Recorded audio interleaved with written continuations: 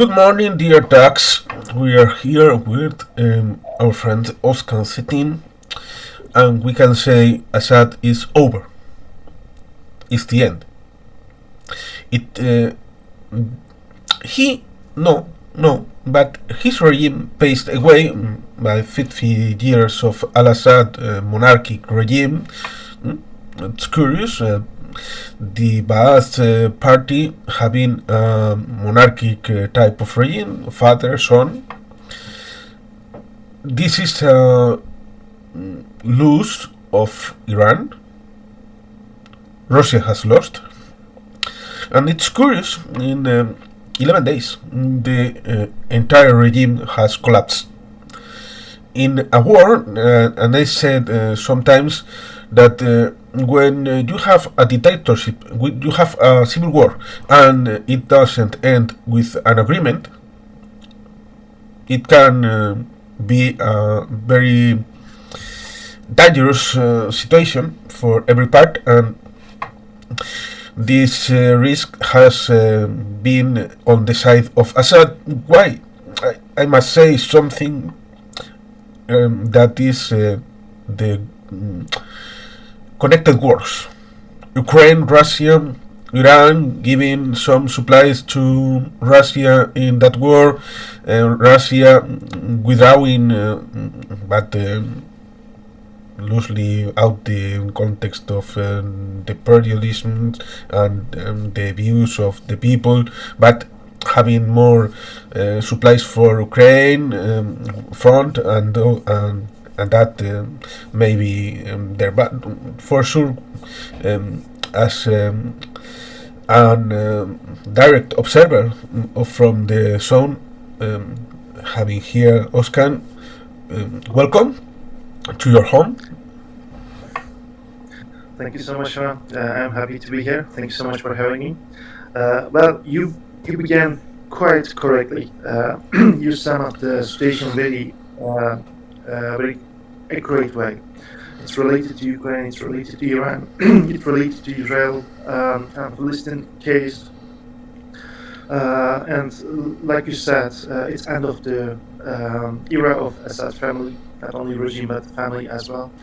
And map of Syria entirely changed, geopolitics of the Middle East entirely changed. There are new dynamics. There's a new pack in Middle East and entire of the world, I will say. So, for beginning, let's remember how the thing started 10 days ago or 11 days ago. Surprisingly, the rebels, well, some call them rebels, some call them jihadists, some call them Syrian relationists, but I prefer to call them rebels for now, and, until we see what's their action on the ground. So rebels began an offensive in Aleppo, the traditional Sunni and anti-Assad family stronghold in Syria, and they captured very rapidly and again surprisingly well-planned military and political tactics. I'm saying political because it's thing happened in 10 days is not only about military. It also contains, in my opinion, a very well prepared diplomatic effort from the rebels. When we talk about rebels, the term of rebel is quite loose term, especially when it comes to Middle East and Syria. So who are these rebels we are talking about? We are talking about Syrian National Army, which is backed by Turkey in the north. We are talking about HTS, Hay'at Tahrir al-Sham, which is the main opposition or main rebel group. And we are talking about the Kurds. Yeah, thank you for sharing. Share the map. As you see, the yellow area are the Kurds, and we are talking about the rebels Free Syrian Army, backed by Jordan and the US at the south of Syria. So the main actor of the rebel group is Hayat Tahrir al-Sham, or in a short, HTS. HTS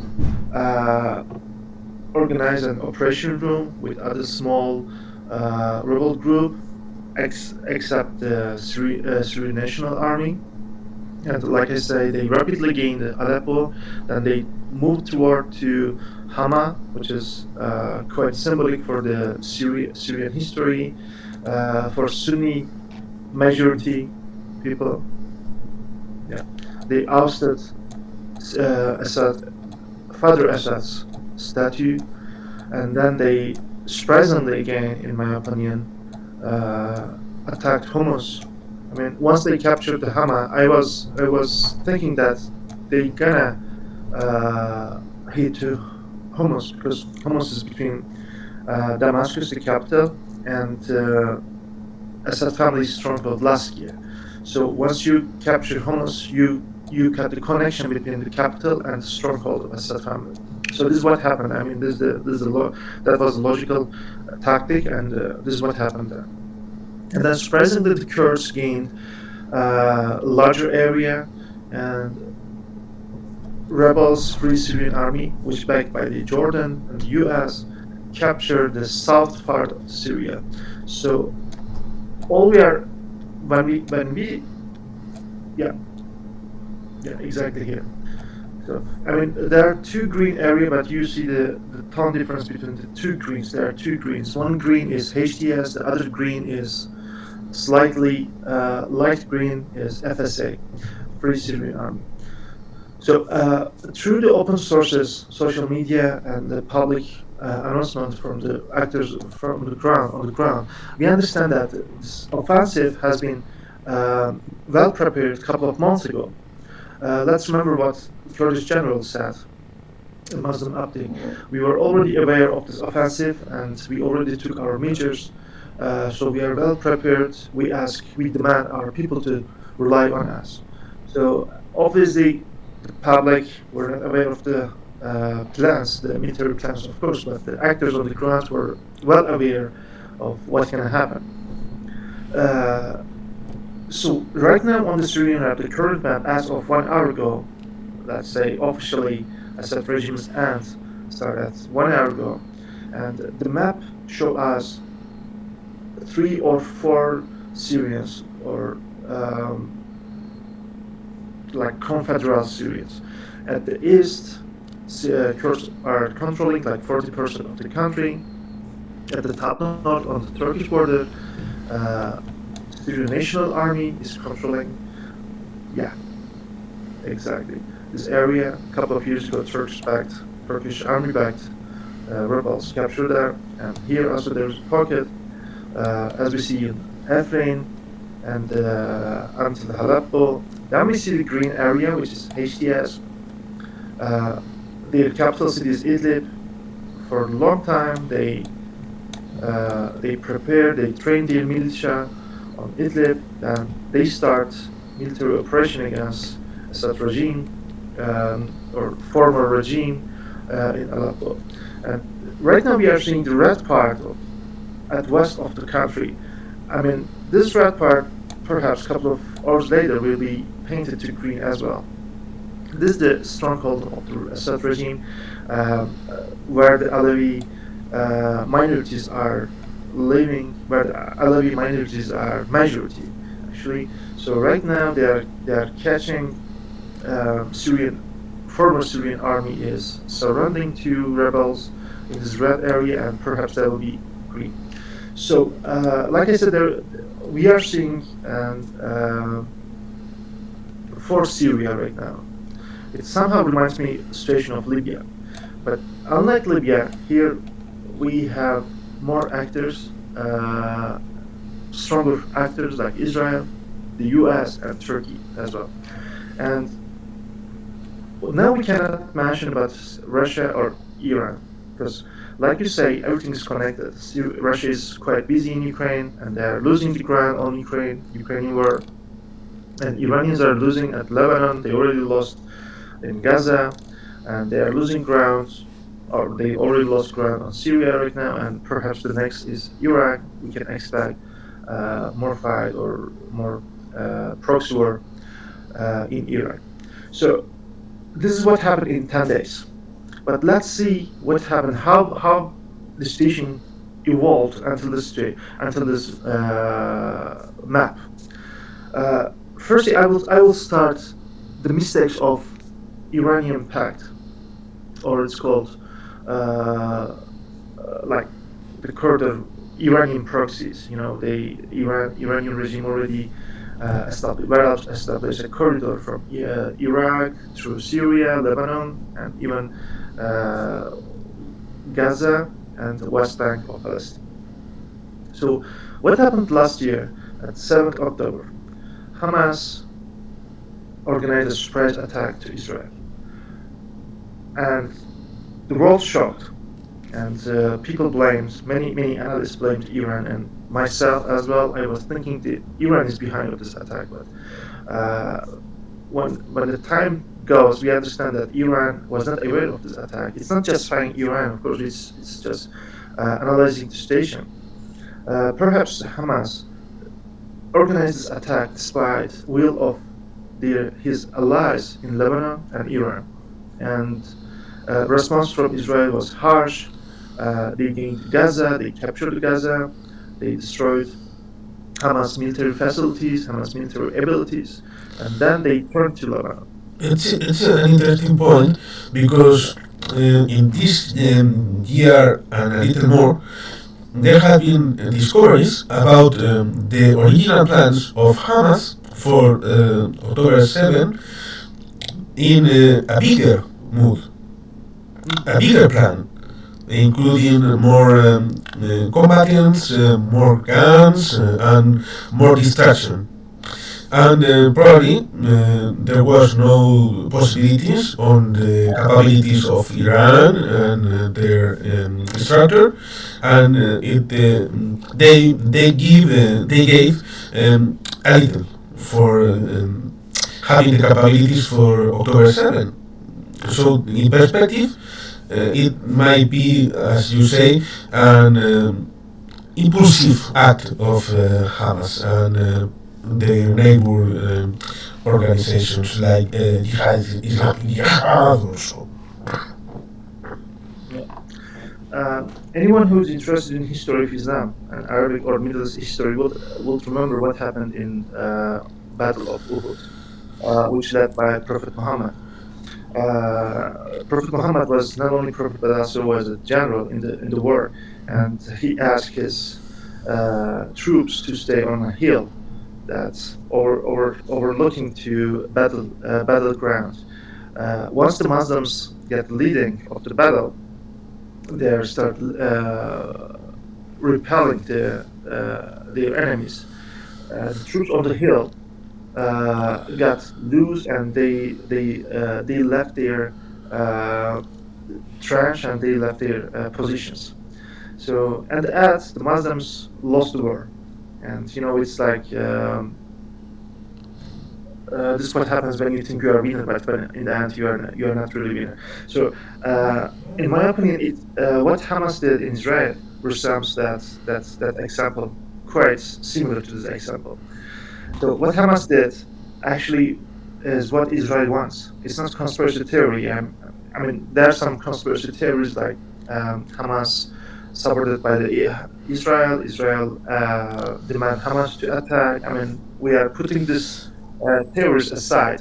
What we can talk about what we are seeing through the open sources. So it's probably very simple for saying what happened on the Israeli side on October 7.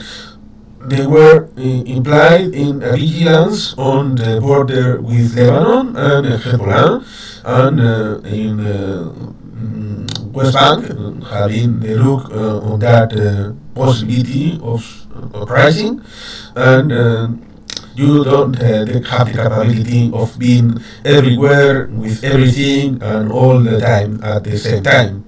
So you have to be on the idea that there were the possibility of more and more workers going with the Gaza Strip to the kibbutz, so it may have the idea of this front is having stabilization, and we have the possibility of have a look, bigger and farther look on those other fronts. So the idea may be as simple as confidence. Yeah, I agree with you. I mean, this is what also open source are telling us, and what the open source is telling us is that Hezbollah was not a big fan of this idea of Hamas attack to Israel through the on the 7th October, and Iran neither was a big fan of this idea. So Hamas acted by himself, and perhaps they got trapped. You know, it was a trap for Hamas. So things started. End of Assad regime and proxies of the Iran, they call themselves resistance, began at this moment, in my opinion. So once Gaza lost, then at the south of Lebanon, Hezbollah lost, and they lost almost all their high-rank generals and high-rank soldiers, high-rank leaders. I mean, Hezbollah still existing, but they are far from their peak of the power. So right now they're totally proxy of the Iran. They're very depending on Iranian command, not only logistic, military assistance, but also command. And after Lebanon, and finally we came to Syria. And in Syria on the ground, let's talk about mistakes of regime.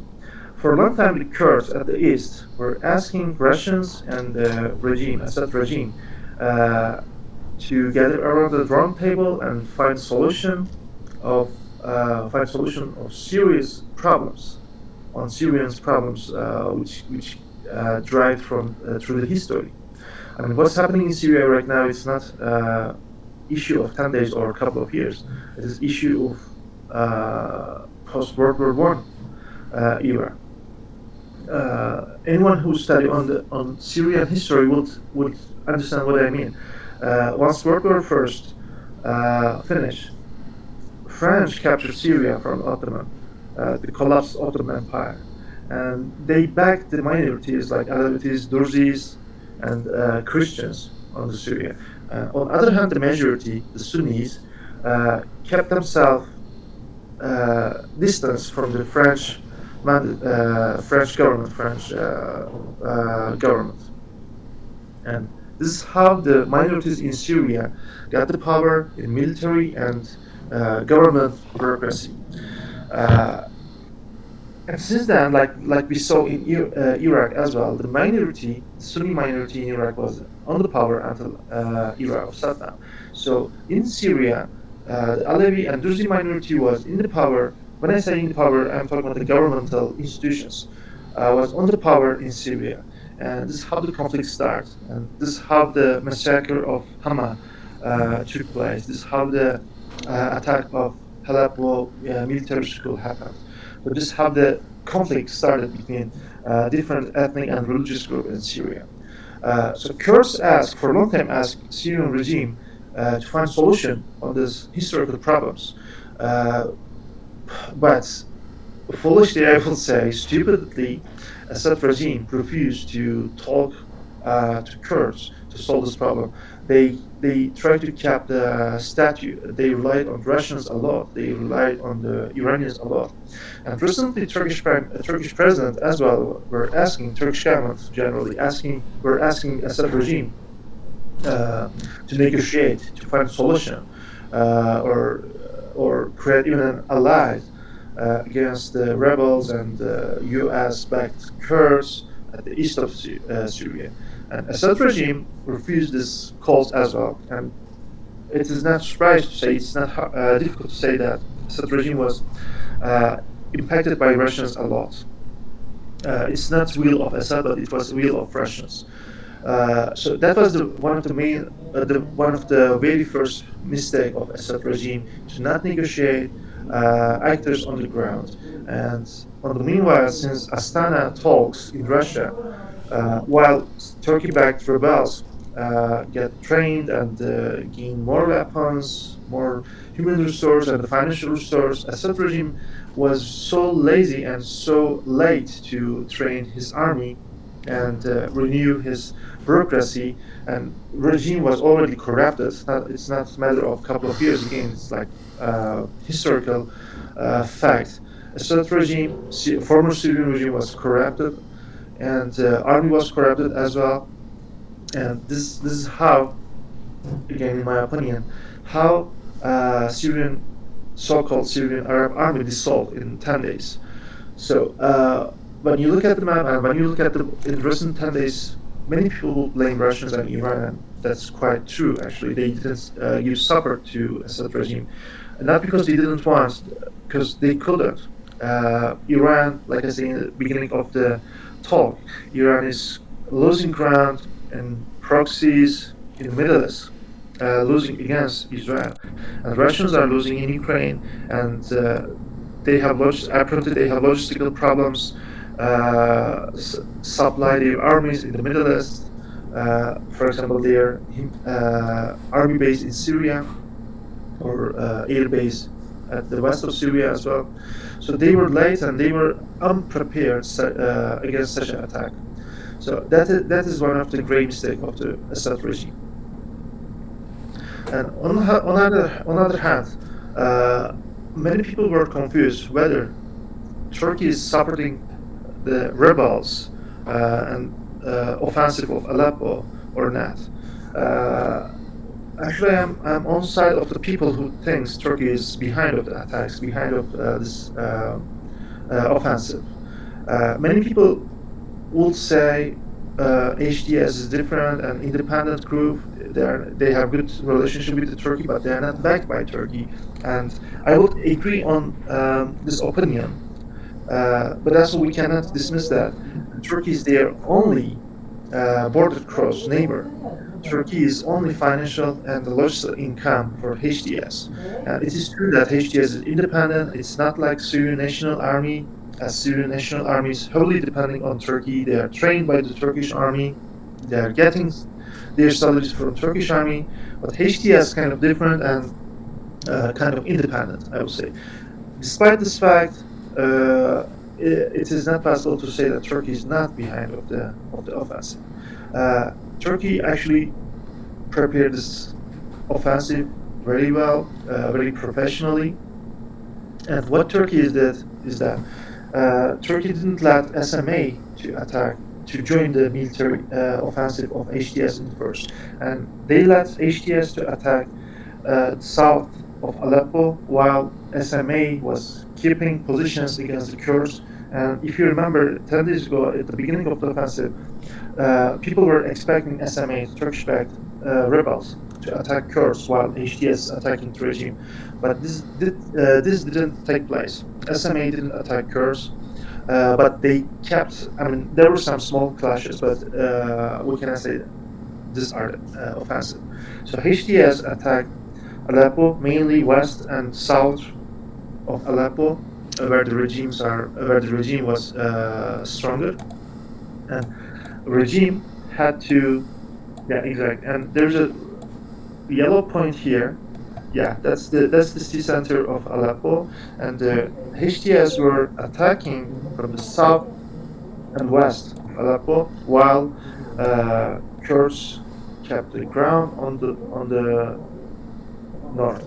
And even regime at the beginning, in the first or the second day, if I'm not mistaken, they left control of north of Aleppo to Kurds, and Kurds temporarily gained a larger area in Aleppo. The yellow point we see is the Kurdish neighborhood in Aleppo called Sheikh Masud, and Kurds are still defending them. It was expected that the Kurds will flee and Kurds will leave this point to regime. Yeah, exactly. So that's the yeah. This is the evolution of days. Day 2, Yeah. day 3. Yeah, like I said, Kurds gained these yellow areas north of Aleppo temporarily. Then they left to, they reached an agreement to HTS. Yeah, these areas. They left these areas to HTS, and that was quite confusing for people who following Syria, what's happening in Syria. Like me, I have been following Syria since 2011, and I know that ideology of HTS and ideology of Kurds are totally different, and they're totally like enemy to each other. But once people heard the argument between Kurds and the HTS, it was quite surprising. At least for me, it was so surprising. But apparently, that's a sign that HTS has somehow connection to or relationship to US on the ground, and Kurds as well, as we know, are backed by the US. So there's somehow coordination between them. Losing this yellow part is not a big lose for Kurds. I mean, this area, this region has never been a target for the Kurds. Kurds are mostly interested in Afrin at the west, northwest of Aleppo, like we are seeing on the map right now, and they are keeping Manbij at the northeast of Aleppo, and right now there's some clash at there. So what Turkey did, keeping SMA away from the battleground, letting HTS attack regime to convince the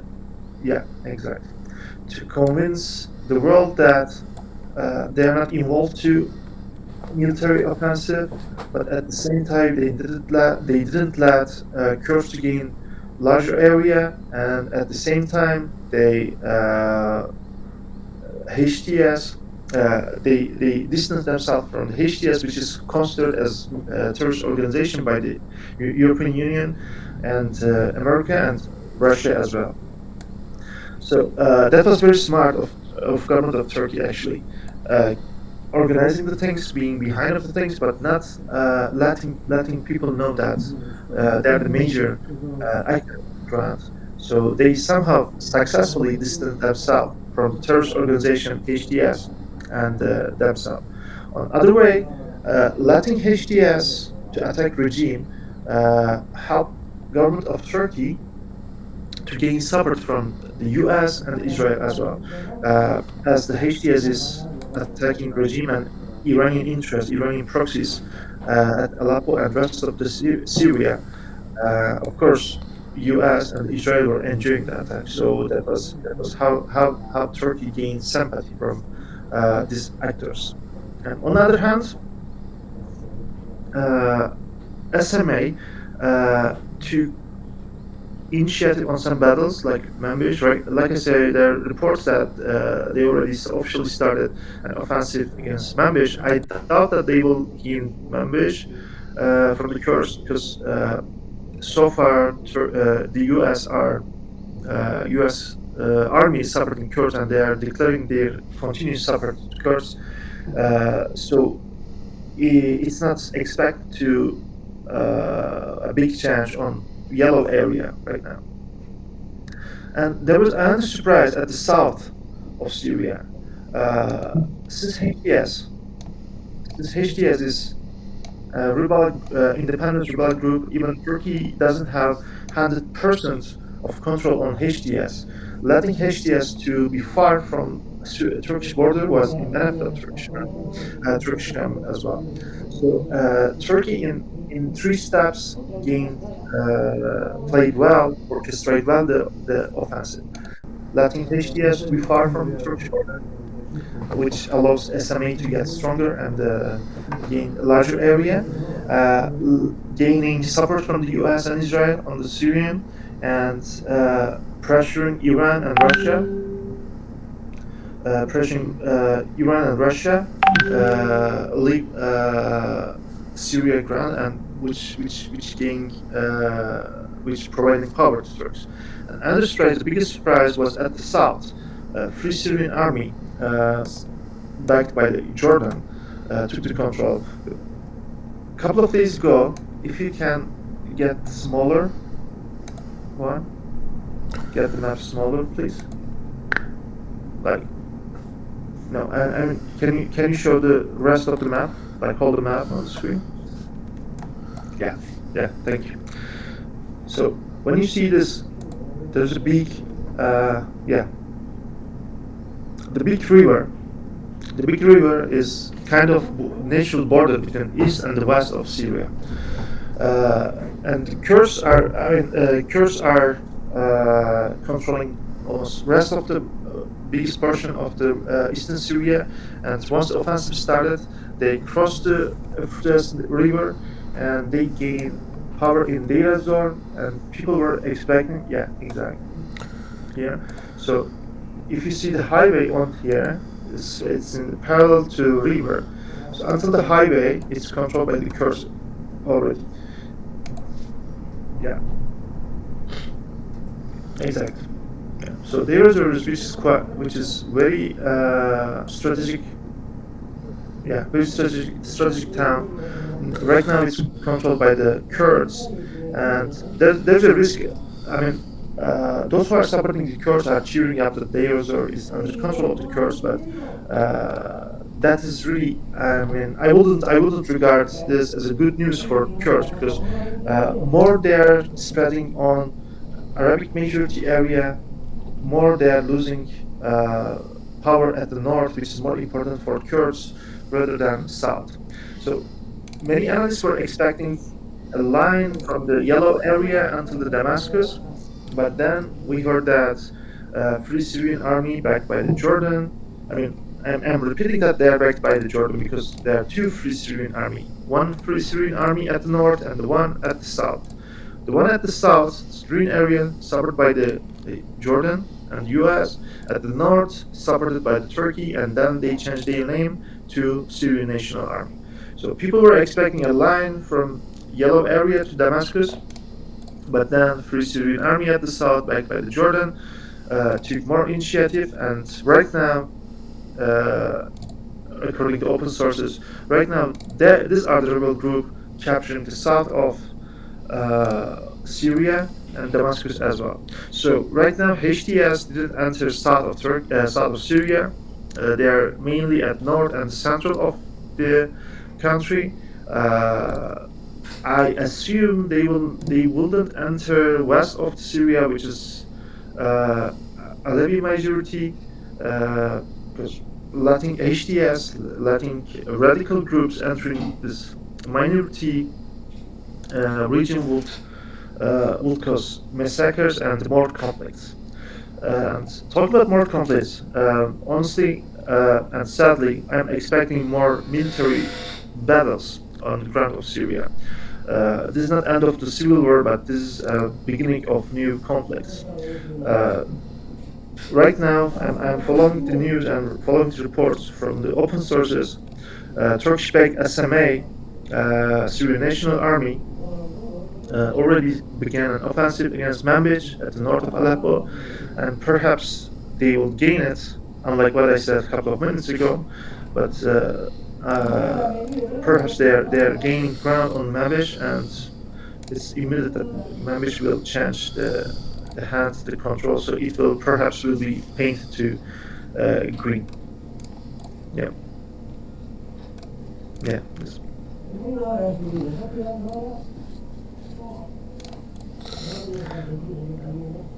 And it is fair to say that, I mean, Turkey never hides his intention to attack Kurds in Syria and gain more more ground on the yellow region on the map. Manbij is one of the very first strategic targets for the Turkish-backed Syrian National Army and by Turkey itself.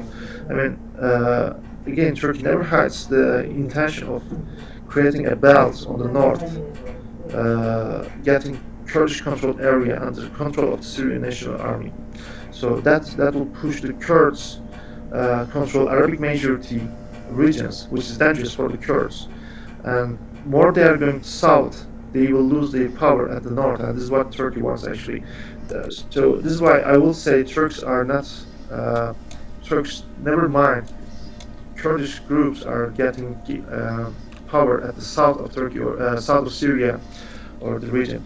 So like I said, there will be, sadly, I'm expecting more conflicts on the ground, and creating a new government and a new regime in Syria will not be easy. There are main actors, there are many actors, there are many groups, many non-state groups, many proxies on the ground. So perhaps we will expect more conflict with the Turkish-backed Syrian National Army and the Kurds on Syria. It's important to say that, as you said, there are many parts, not only two. Many of even the analysts in the West only understands a two-part conflict, ones versus the others. And as you said, there are many parts, Kurds, still some regime between Latakia and Tartus, some side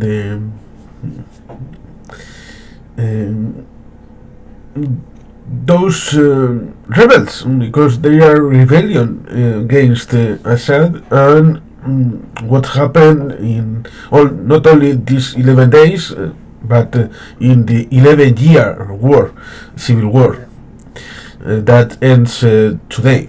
That it's curious. It's the Immaculate Conception of Virgin Mary in the West Rite, and in Byzantine Rite is tomorrow, the day 9, and it may be a point of a new beginning, a new Syria, a new construction. It shall be difficult of sharing a table with all the parts and having a constitutional agreement or an repart of these lands, having the idea, as you said, Syria is a country made in all the sense of made in 100 years ago. Their borders are as artificial as Iraqi borders, and the idea of changing borders shall be not the same as in the center of Europe, for example, that they are more consolidated. Here they are not consolidated. So in sometimes you can hear, I don't know when, as far as it was said, the Bashar, the al-Assad to the death, and Christians to Beirut. There were some of the ideas were out, not in the past days, instead of the past years. We can remember examples of 2005 having Hariri being killed in Beirut for the idea of Syrian support, diplomatically said, to the civil war in Lebanon. The idea in 2007, Ehud Barak, Minister of Defense, was bombing Deir ez-Zor.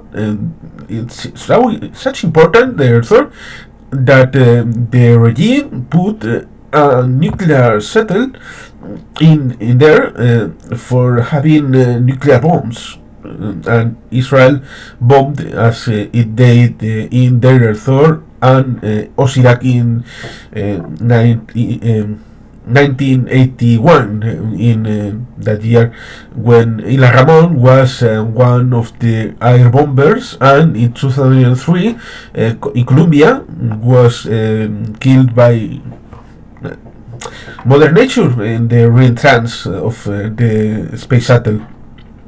So if you can see, there may be many connections in history, recent history, of the idea, and it's interesting having that point on each member part, because Turkey, it's having their own problems with a majority for AKP, but with allies. And one ally has said, "Oh, Aleppo is a long-time Turkish city." So the idea of Turkey needs more land. But in the meantime of this modern era, we have the idea, oh, Russia needs more land in Donetsk, Luhansk, because it's the most important land in the world. They are the largest country with the most land, with Siberia and many lands. With the climate change will be permafrost will disappear, and they will have agriculture as well as in Canada. There will be winners and losers in the climate change, and Russia is a benefit with the northwest passage that will be on the idea of Straits of Bering, having a new route on the Arctic, and Russia, a dogmatic view from the Kremlin Lord, the Kremlin Tsar, Putin, has the idea on, oh, we have to have in Ukraine or disappear Ukraine. This dogmatic view probably was in Assad's idea that no one can win the civil war in this moment. No one can defeat the regime that has resisted 10 years. And that's a fake point of view, very self-dogmatic, because you believe your own lies.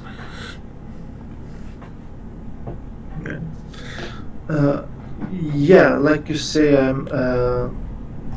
I prefer to analyze the things, what's happening in Syria through the historical scope and its effect on the actual dynamics.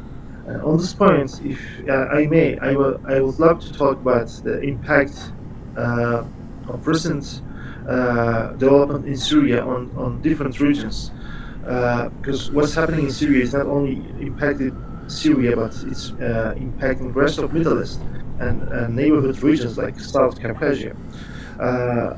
Like we said, like we agreed on the beginning of the program, Iranians are leaving Syria right now, and they already left. And Iran is weak. Yeah, they are quite weak, and Russians are weak too. They already left Gaza. They already left Palestine. They already left Lebanon.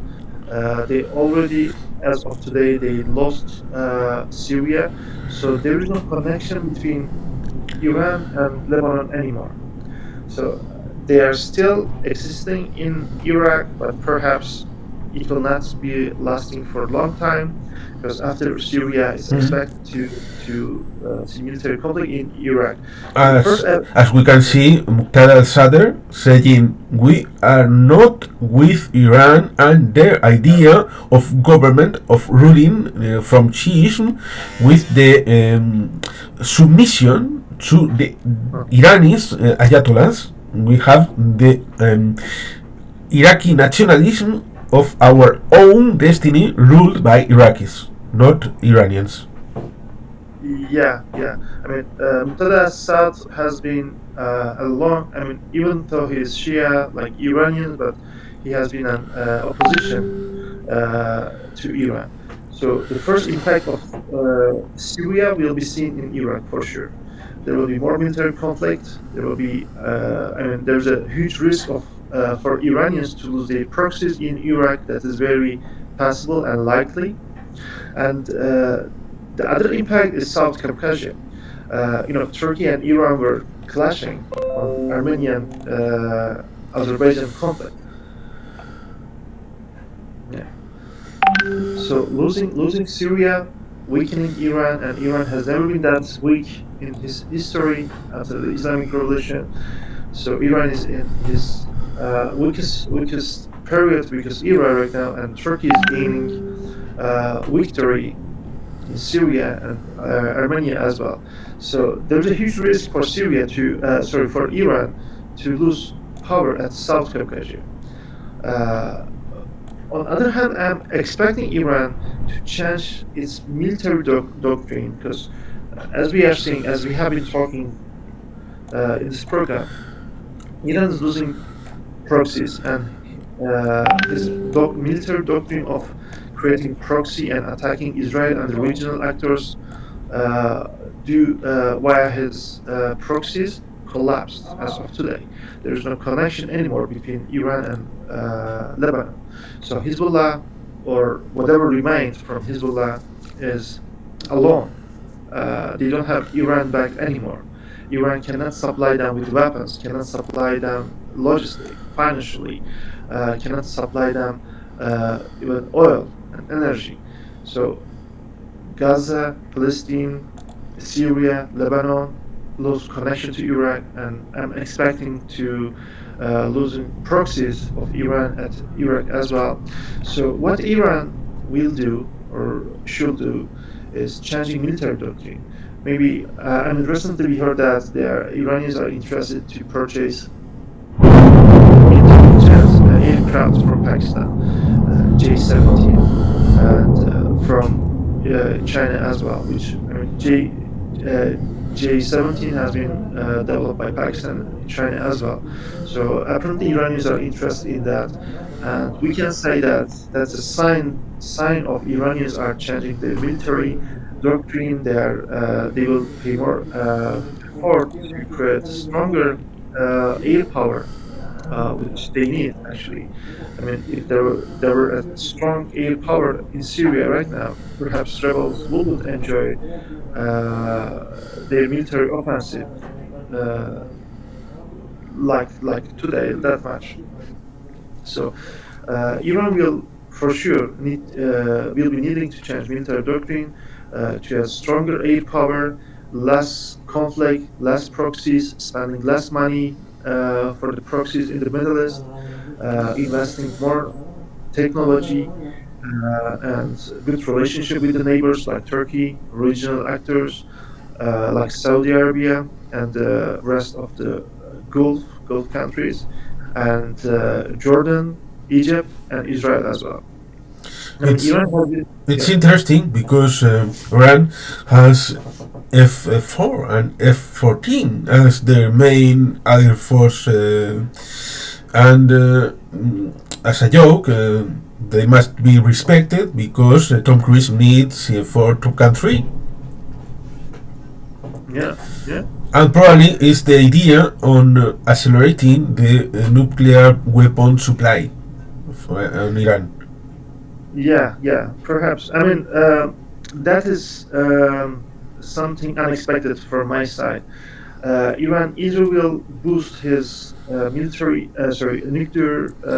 power, or they totally will give up on the nuclear. That's uncertain from my side. But on one hand, they want. But the idea of having that nuclear supply on the bomb maybe much more destabilization on the area than the loss of Hamas, the Hezbollah, and the proxies, because the same day that will be settled the idea of press conference or in their social media saying, oh, Iran has the bomb, proving it or not proving it. The same day, Bin Salman will be in the idea of having Saudi Arabia their own bomb, whatever the world say. And on the same day, Turkey, Erdogan will say, oh, for the Ottoman future we are building, we need the bomb. Mm-hmm. And the idea of spreading the bomb on the area and on the world, because if Saudi Arabia, Turkey, and Iran has the bomb, South Korea will say, North Korea has it. Why we don't have?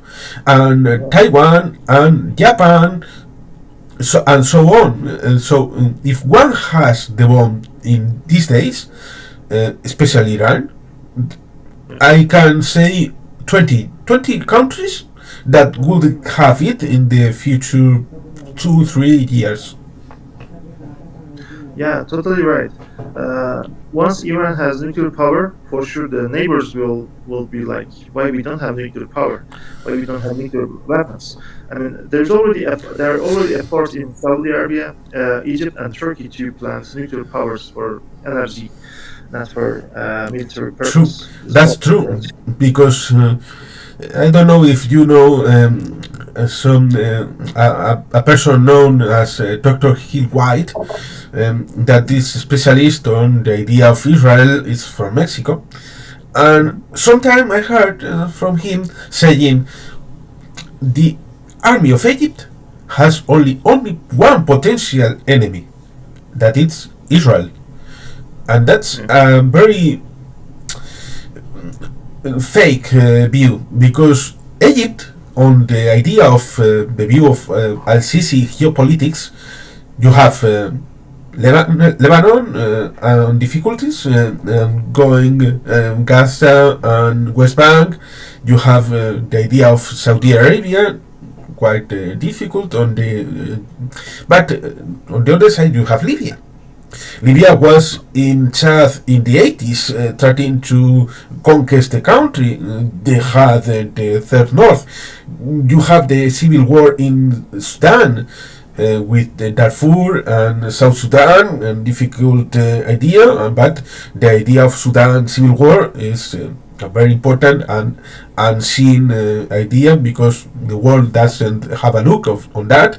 You have Somalia and Somaliland, Puntland, the agreement between Ethiopia and Somaliland for 50 years, having sea access. You have Ethiopia with the Oromos and the Tigrains, Eritrea, Djibouti. So in the Red Sea and Bab el-Mandab Strait and the Houthis, and you have many focus for al-Sisi and Egypt. What would be if Egypt had the bomb? So Yeah, it could be a game changing. game changing. That will be game changing for sure, but on the theory. But regarding nuclear power, I mean, it sounds a good idea for Iranians to replace nuclear power with proxies. I mean, they can give up the proxies, they change their military doctrine. They are not spending money for the proxies in Middle East, but they are investing in the technologies and nuclear power, nuclear weapon as well. That sounds pretty logic, but once you create a nuclear power, you should protect them, right? I mean, having a nuclear weapon at your country inside of your border means you are living with bomb, nuclear bomb. And when you have a lot of enemies like Israel and US and Turkey, I'm talking about Iranians, if you have a lot of enemies in Middle East, you wouldn't feel safe, even though you have a nuclear power, because they the nuclear weapon you created for yourself can explode inside of your region, inside of your country. So having a nuclear weapon is difficult, but protecting the nuclear weapons from the enemies way more difficult for Iranians. So that's the reason I doubt that Iranians are rushing to producing nuclear weapons for themselves. But like I said, it's likely that Iranians will think a grave shift on the military doctrine and domestic politics even. I mean, talking about domestic politics of Iran, they already elected a moderate president who's giving like good signal to rest of the world. Like he's trying to create image that Iran is not looking for the war, not creating the war. But I mean, all we know how democratic elections of Iran are, right? So we cannot expect the elections. I mean, we cannot expect him to be a democratically elected president. So all we know that. Because as we said, the idea of in the last presidential elections in Iran, there were two ultra conservative parts that were very distributed votes and the low rate of vote in the global share made the possibility of this possibility of president that is now, but on the idea that as probably we talked with Mariano in another talk, and the idea of the power of the Ayatollahs, and as the idea of the killing of Raisi and the new president, and the possible of monarchic succession of Ayatollah Khamenei in his son, or the son of the Ayatollah Khomeini, and it's another candidate. So it's possible of making another Islamic monarchy that as they did in North Korea, making a communist monarchy. It's very curious, and because as I recommend, there are fifth part in Casper Report channel talking about the four leaning succession on Prophet Muhammad. In those times, the idea of separation on Sunnis and Shiites, and the idea of who can rule, an elected government or a lineal succession from the Prophet. So from that, we can have this here, and curious things like hearing from the leaders of Iran saying, "Oh, we can lead the Muslim world. You are the 10% of the Muslim world," and one part, as I might say, apart from the main that are Sunnis. So as she ruling a Sunni Muslim world, it's curious that mind, as we have seen in Syria, having a 10% ruling clan running the whole country of Syria. It's very curious. Yeah, yeah. Like you said, there are some rumors that some of the current leader of Iran is getting prepared to take control of the country. I don't know when, but yeah, there are some rumors about that. And Iran can be, I mean, for sure, after what happened in Syria and what's going to happen in Iraq, what we are expecting to happen in Iraq, Iran will be close, and they will change their policies, foreign and domestic and military policies, even economic policies, dramatically change.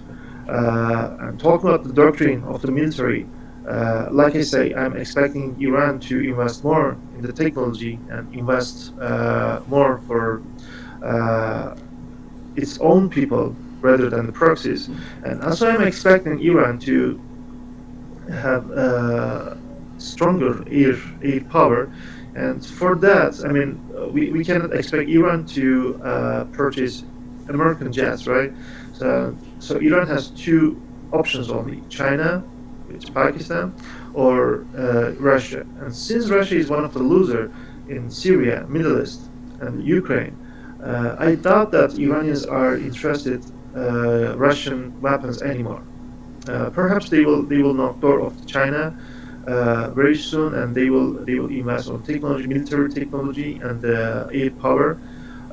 And since Russia is getting weaker, they may, I mean, Iranians may boost the conflict with Azerbaijan as well, because Azerbaijan is, I mean, since Iran is losing grounds in Middle East, it is possible for them to keep their focus on South Caucasia, northern Iraq, northern Iran. And actually, since we are talking about South Caucasia, we have to add that one of the great mistakes of Iran, like geopolitical and strategic mistake of Iran, was letting Azerbaijan to be proxy of Turkey and Israel. I mean, Iran has a huge population of Azeri people. They have strong ties with Azerbaijan Republic, They are neighbors. They are speaking the same language, and even Ali Khamenei himself is Azeri, ethnic Azeri. He is very fluent in Azeri language, Turkish, and of course Persian as well. But to let Azerbaijan be proxy of Syria and Turkey, having military base of Turks and the Euphrates in Azerbaijan, got Iran so weak. It is not easy to say that what we are seeing in Middle East right now is a outcome of this mistake Iran did. But for sure, it has a big role, a large role, what's happening to Iran right now. So it is possible. I cannot say that I'm expecting that, but it is possible, I will say, to see Iran is shifting his focus on South Caucasia, either growing good relationship with Azerbaijan, or since Azerbaijan's biggest partner, Russia, is getting weaker, Iran may be bolder against Azerbaijan, even Iran can state military attack to Azerbaijan. I mean, when I'm saying attack, I mean Azerbaijan army is strong enough, and it's backed by the Turkey and Israel and Russia as well. So I'm not saying that Iran will attack Azerbaijan, but I'm saying that there will be a conflict between two nations. But all these doctrines and shift of the policies can be done if Iranian regime is fast and quick. Because, like I stated a couple of times during the program, Iraq will be next, and after Iraq, if things evolve so quickly and rapidly like Syria, then Iran will be next. Iran will likely see more uprising, more demonstration inside the country. Since the Islamic Revolution, Iran is constantly facing demonstrations and unrest around the country, almost every part of the country. Iran has already a minority problem of Baluch, and they have minority problem of Kurds, and for sure that problems will be eased by the enemies of Iran. So after Iraq, the next is Iran for sure. So all this military doctrine change and the policy change will be done if Iran has time. And we don't know if Iran has time or no. We'll see. I was looking for a translation because I don't know what was the name in English about that operation. In the change of government from George Walker Bush in January 2009, there was an operation by Israel called Cast Lead, in the translation Plomo Fundido in Castilian, and I was thinking the Donald Trump factor, beginning his second term of presidency in January 20. Why? Because in 2000, the idea of the Middle East in peacekeeping was shared by the presidency of Bill Clinton, saying, "Oh, it becomes George Bush, and George Bush will make war, will make the Middle East burn, and will be a disaster." So the only possibility was making peace between Palestinians and Israelis in the end of the presidency of Bill Clinton. In Camp David in December 2000, and in Sharm el-Sheikh in January 2001, there were negotiations, and Arafat said no. I can't be there with that negotiation and with that idea, because all the issues were possibly negotiated and terminated. Only the refugees and East Jerusalem were the only problems unsolved on that idea. So in that moment, the deadline was January 20. The president in the United States, in Cast Lead, that was the idea. Israel had the only possibility of having an operation until the reach of Obama on the presidency that would have some kind of limits from the Israeli point of view. In this moment, we have this issue on Syria just on December. 1 month and a little more, 5 weeks, having new president Donald Trump in the White House and the Oval Office. So, how do you see the impact on these moments until the January 20 and the possible influence in January 20 and further by new president Donald Trump? Are we talking about new president of the U.S., if I get the question correctly?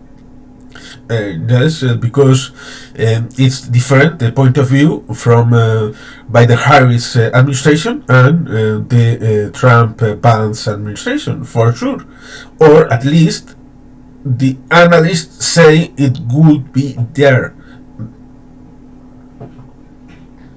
Well, honestly, I'm not expecting a big shift on U.S. policy in Syria. U.S. is a big country; it's a big state. Yeah, new presidents are coming, presidents are changing policies, but it's not a third country, it's not a third world country. The US has a system, US has a policy, like a doctrine. Even the president comes, Trump is not able to make a great change on US Middle East policies, Middle East relationship. Generally U.S. foreign relationship.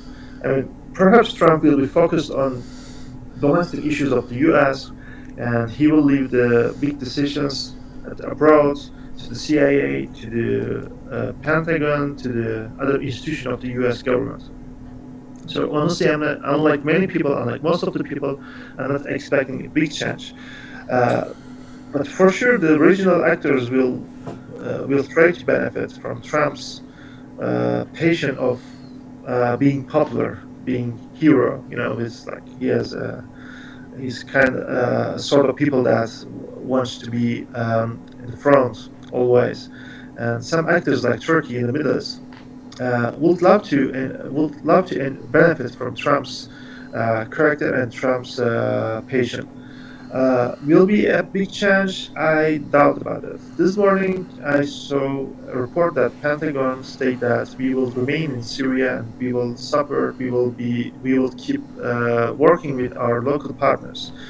But right now, what I'm seeing actually, if you can show the image again, I don't know if the map is updated or not. Yes.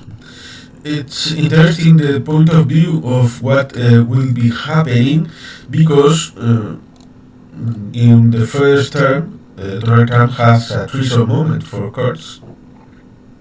Yeah, the discussions are turning around the Kurds. What's going to happen to the Kurds in Syria? Manbij, the strategic place, it's one of the rare places that Kurds are controlling at the west of Syria, west of the river. Right now, Turkish-backed. I actually said at the beginning of the program that they are attacking Manbij, and I'm not expecting to control change in Manbij. But apparently, the attack of SMA, Syrian National Army, is larger than what I was expecting. They already gained some village around the Manbij city center, and they're attacking stronger than people I was expecting. And perhaps the U.S. Somehow convinced Kurds to leave west of the river to Turkish-backed Syrian rebels. It's like kind of finding a middle way within Kurds and Turks to avoid any more conflicts. But I doubt that Turkish government will be willing to stay with the Manbij. Once they in the Manbij, they will attack Kobani and the rest of the Kurdish-controlled region at the Turkish border. Since a long time, like I say, it has never been hidden that hidden intention. It is not a hidden intention by Turkish government that creating a belt from the Iraqi border until the Mediterranean Sea. So this region, controlled by the Kurdish majority region, from Minbij, I mean, Afrin was one of the Kurdish strongholds, but already gained by the Turkish-backed rebels. And right now, Minbij, Kobani, and once Syrian National Army sees Minbij, strategically Kobani is undefended. It will be almost impossible for Kurdish forces to protect Kobani. And then at the east, the strongest area, the largest Kurdish population living at the Tanushlo, Amude, and the region on the Iraqi border. At the Iraqi side, the Kurds, the Barzani-led, and the Kurdish leader Barzani-led party is supported by the Turkey. So perhaps Turks will be stronger and more willing and more hopeful to get Kurdish-controlled area, Kurdish-controlled region.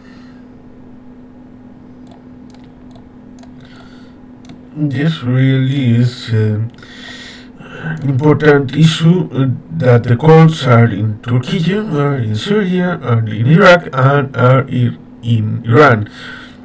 And as interesting as saying and remembering that, as we can see in Daniels and the Lost Crusade, Hatay was 1 year independent in 1935, in a little earlier of the Second World War, was 1 year independent, and it's a part of what you can see in maps of Greater Syria, as in 1972.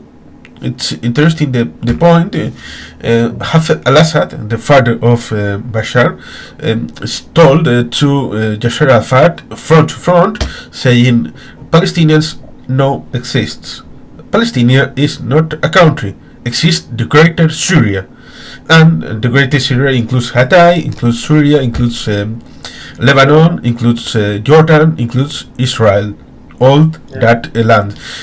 As you can see, the countries have also bigger nationalism, including Syria, and for sure Erdogan in the neo-Ottomanism, and Iran in the idea of the proxies and the control of all the areas, but it confronts with reality, and the other parts having their own agendas, their own products, their own interests, and for sure the main possibility, as we looked in Afghanistan, Mariano told many times the idea of the fall of Nayullah, the 1992, the forget because the withdrawal of the Soviets in 1989, and the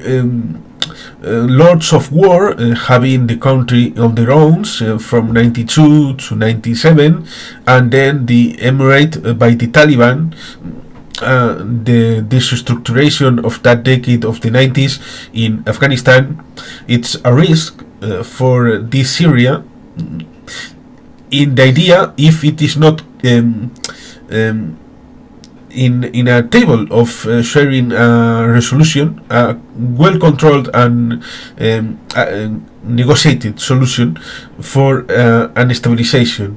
If there is not that type of negotiations, it can be two main ways for the defeat of the peace: the Afghan and the Balkans. Yeah. Yesterday I saw an interesting report, interesting analysis and suggestion actually, the Bosnian model for Syria. Like we said, there are major actors on the ground. HTS, which is kind of radical group and accepted as a terrorist organization by many countries and the West, and even Russia and Turkey itself. Even Turkey has a relationship, but HTS is still on the list of the terror list of Turkey. Turkish-backed Syrian National Army, Kurds, and at the south, moderate Free Syrian Army backed by the Jordan and the US. And ethnic-wise, there are Christians, Sunnis, Alevis, and Druzzis. So when you look at the map, when you look at the picture, it's quite complex, complicated, and quite Balkanized. So Syria has already been Balkanized, and some people already thinking about Bosnian system for Syria, like a loose confederative system for Syria. Yeah, exactly. Yeah. So once I saw the report, I was like, I pretty agree on this analysis. I mean, Syria can be compared with Bosnia. I don't know if there will be a Bosnian system or something like that for Syria, if the major actors on the ground are seeing or considering this system for Syrians. I don't know that, but for sure, that will be interesting to discuss about that. And talking about Afghanistan and HTS, like HTS, like Hay'at Tahrir al-Sham, Taliban as well is considered a terrorist organization by many countries, many nations. But yeah, but that doesn't mean that they are not having good relationship with Taliban and current regime of Afghanistan. So HTS is for sure following the same example like Taliban, because unlike ISIS, what ISIS did in Syria, HTS didn't choose so far until now. They didn't choose way of violence against minorities, non-Sunni and non-Muslim minorities. They even, I don't know if it's confirmed or not, but they even suggesting a Christian leader for position of governor of Aleppo city, and they are giving peaceful message, peaceful statements for the Alevi minorities, and they are stating that there will be no revenge taking from Alevites. I mean, regardless of what they are saying, in my opinion, there's always a risk of revenge in Middle East, especially in Syria. So I doubt that it will be that much peaceful situation. I hope there will be no revenge and everything will be peaceful. But being realistic, I'm expecting, at least in local level, some conflict between the religious and ethnic groups taking revenge, and this kind of conflict. So, like I said, it will be interesting to discuss about whether Bosnian system applicable on Syria or no, and what will be role of Kurds in the future regime of Syria. Because right after Assad regime collapsed in Syria a couple of hours ago, Turkish-backed Syrians attacked Kurds. I mean, like immediately, rapidly. The things are changing rapidly. I mean, in a couple of hours we are talking about different things. So how willing be US to protect Kurds against Turkish-backed Syrian army, and whether they will stop Turks to attack Kurds, or whether they will be okay HTS to control a large area of Syria, whether they will give more role to Kurds, or they will give more power and role at the South Free Syrian Army.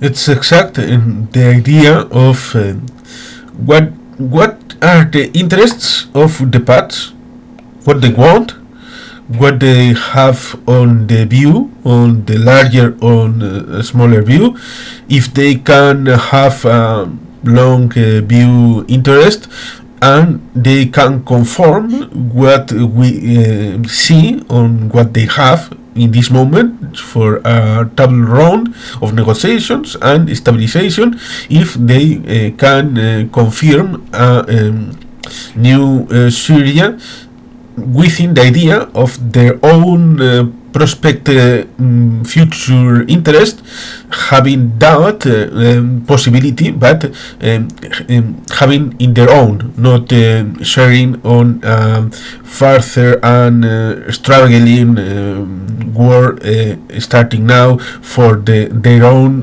bigger interest.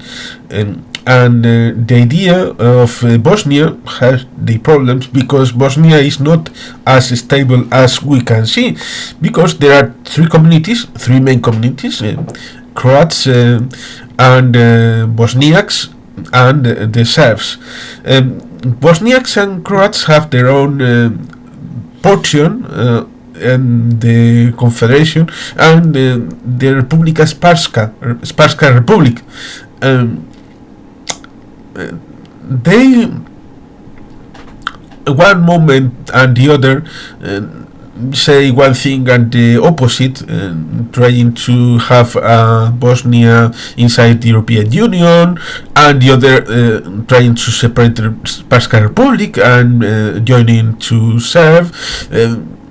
And the political perception of Serbia, and it's very curious because the main trading is within European Union and European countries, but as we can see in other countries like Moldova, for example, and Georgia, for other example, the idea of the presence of Russia is much larger in the mind of some people than what the number says. That's interesting because the horizon for Bosnia is the integration in European communities, but some people want to make it destroy that idea by the effect of Srpska Republic. So it can be like Bosnia, the horizon of Syria, maybe, but the idyllic version of Bosnia, possibly.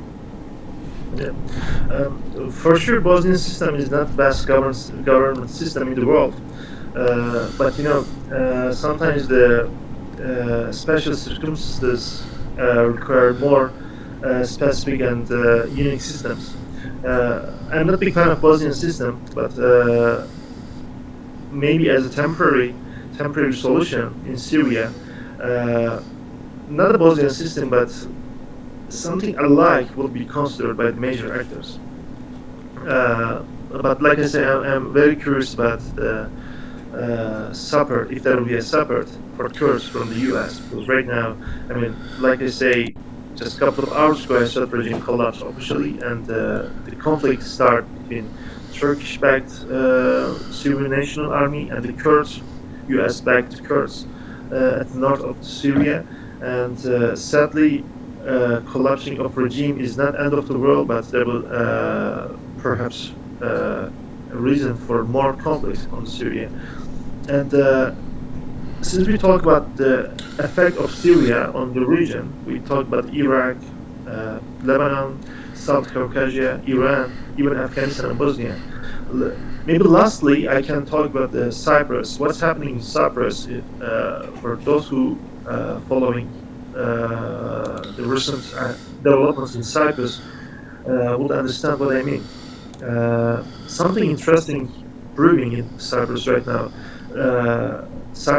Republic of Cyprus purchased the Iron Dome air defense system from Syria, and sorry, excuse me. They purchased the air defense system from Syria, and there are more military activity on Cyprus. Even Turkey is shifting focus on Cyprus. So perhaps there will be something on Cyprus, or something already happened and we are not aware of that.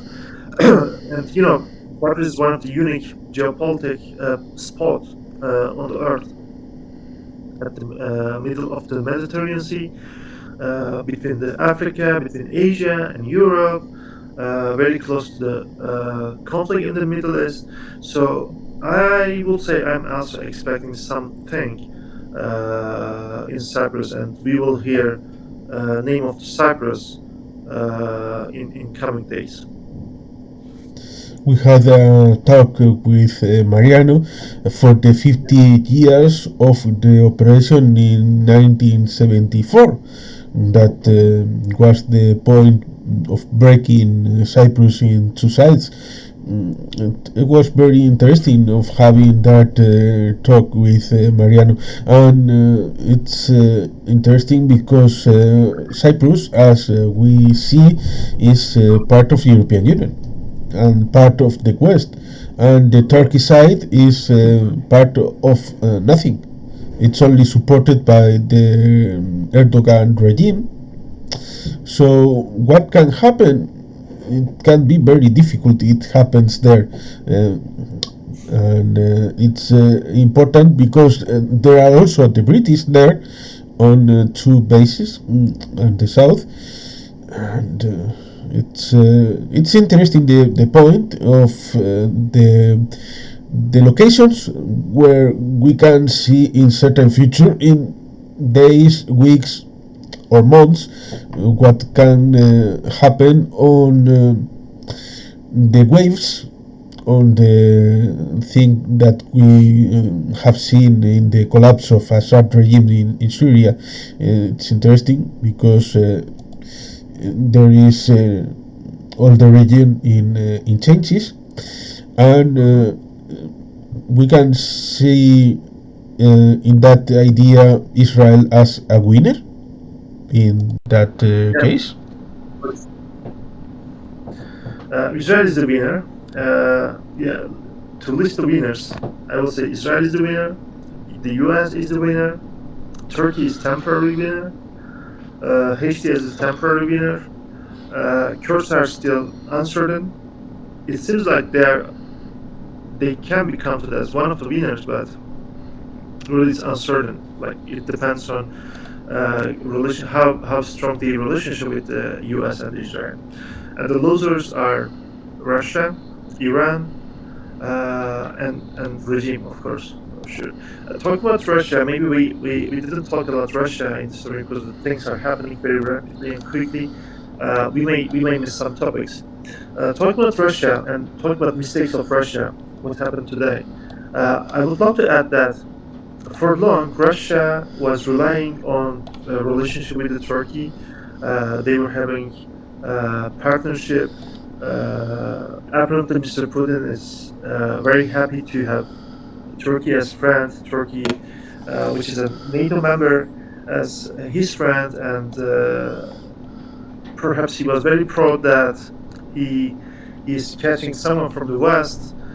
This is why he was tolerating activities of Turkey and HTS, Turkish-backed rebels in Syria, and that's one of the biggest mistake of Russia, relying on relationship with the Turkey. I mean, Russia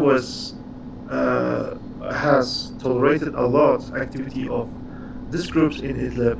Since Astana talks, they put pressure on Turkey to resolve this jihadist groups, these Islamist groups, and Turkey somehow successfully postponed this and refused this demands from Russia. And at the end, the rebels in Idlib began an offensive in the regime and interest of Russia.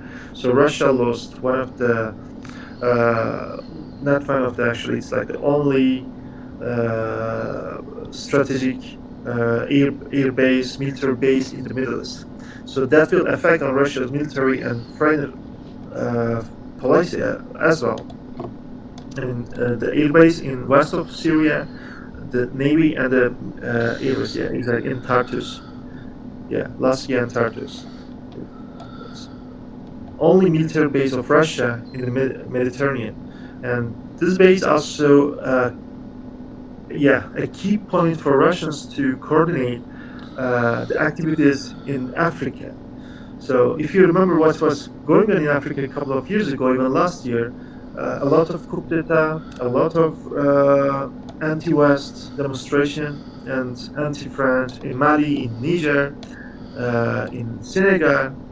So that this efforts were coordinating by Russians for sure, and Russia, where this military base in Syria, was playing a large role, a big role in these activities. And right now, Russia doesn't have this. I mean, officially they have, but de facto, Russia doesn't have any base in Syria. So that will for sure affect on the global politics and strategic interest of Russia.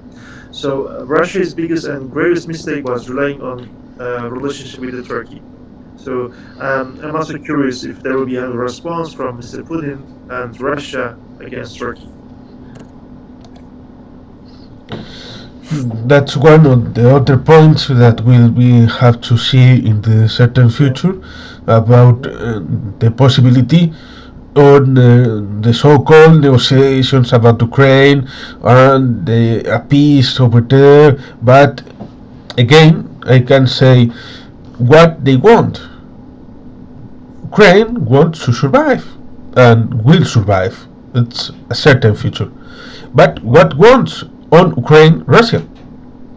Wants the disappear of Ukraine as independent country, or at least wanted the idea of Belarusation on the making Medvedchuk or Yanukovych and new Lukashenko on that, and it will not happen.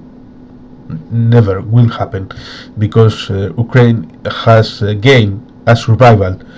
The idea is what kind of earth of Ukraine will be free, and that Russia is the difficult of making an end, and the Russian economy it's collapsing in 2025. Yeah. So we are seeing weaker Russia, weaker Iran. Like I said at the beginning of the program, beginning of my speech, geopolitics of Middle East and the world changed dramatically, and power shifted to other actors. I can't even say that there's a pack Israel in Middle East right now. Yeah, Israel is the major actor. They're stronger than last year. They don't have an enemy in Gaza and Palestine anymore. They don't have any enemy in the south of Lebanon. They don't have an enemy in Syria. So Israel is stronger than ever. They are influencing the surrounding, and Israel already made peace with the rest of Arab nations like Gulf Arabic countries, with Egypt. So I will say the major actor in Middle East right now is Israel, and even other local actors are accepting that fact. Even Turkey is accepting that fact. So we're gonna see new geopolitics in Middle East and the rest of the world for sure. Good, and if you have, we can have an end on this point about we have at this moment, and if you have the idea of making a final statement or so. My final, maybe a resume of or so.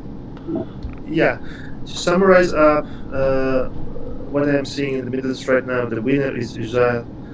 There's a pack Israel in Middle East right now. Turks are another winner. Russians and Iranians are the loser. Of course, US is the winner as well.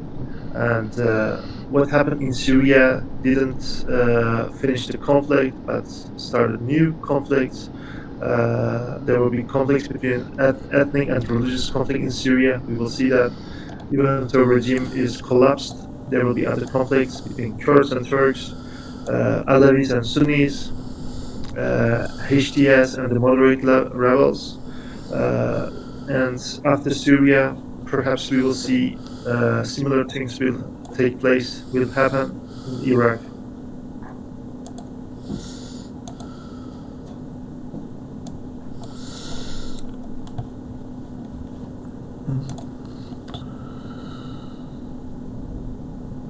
Correct. So we finish this, and we will see what happens in the war and in Syria and in the Middle East. So, of course, thank you for being here. Thank you so much for hosting me. It was a pleasure, likewise.